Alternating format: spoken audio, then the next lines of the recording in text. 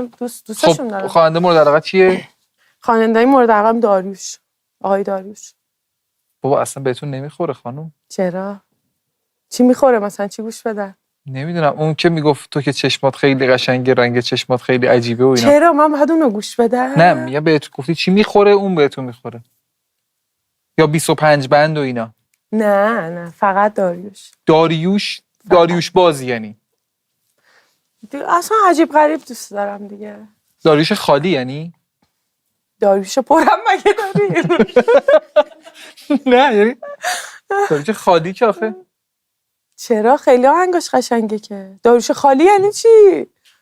داریوش خالی یعنی بجز داریوش چیز دیگه ای گوش بدم؟ نه بجز داریوش چیز دیگه ای.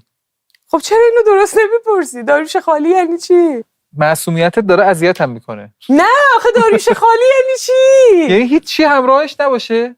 مثلا بدش کن خانم.